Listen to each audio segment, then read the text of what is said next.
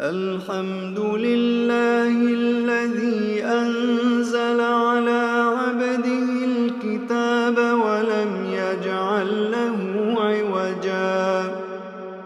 قيما لينذر بأسا شديدا من لدنه ويبشر المؤمنين الذين يعملون الصالحات أن لهم أجرا حسنا ماكثين فيه أبدا